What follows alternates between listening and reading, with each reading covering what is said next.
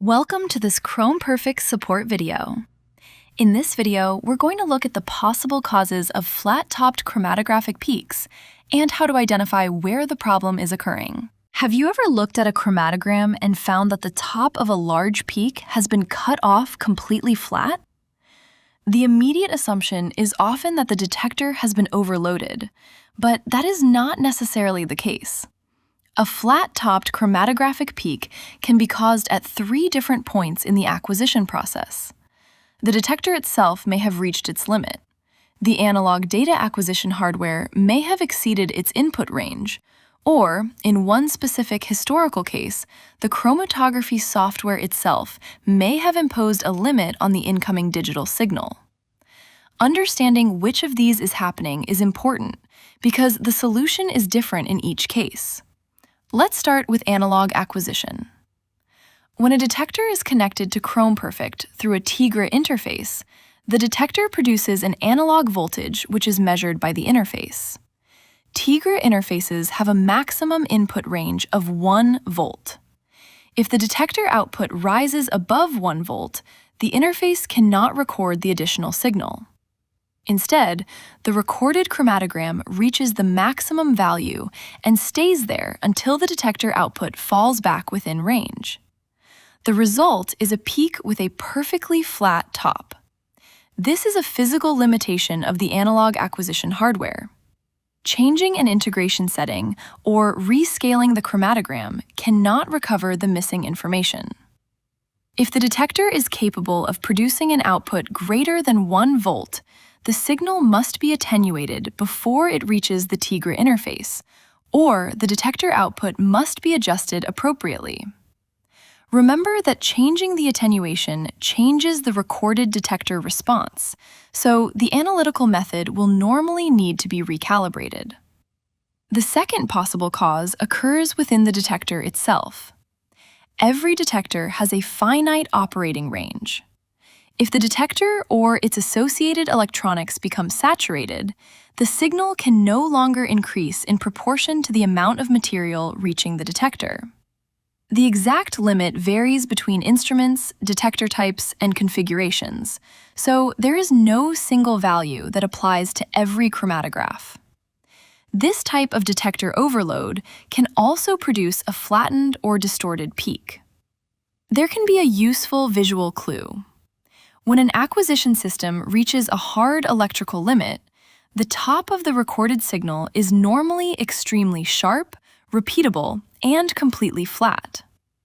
The noise disappears because every value above the limit is being recorded as exactly the same maximum value.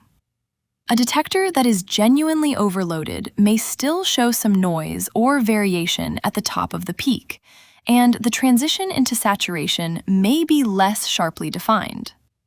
This is a useful diagnostic clue, although the detector specifications and the acquisition configuration should always be checked before reaching a conclusion. There is also a third situation, which is specific to earlier versions of Chromperfect when acquiring data through the ICF digital framework. Chromperfect version 10.0.4 and earlier contained an internal software limit on the magnitude of detector responses received through ICF.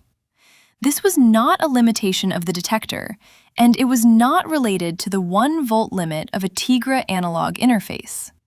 It was an arbitrary software ceiling within the ICF acquisition process.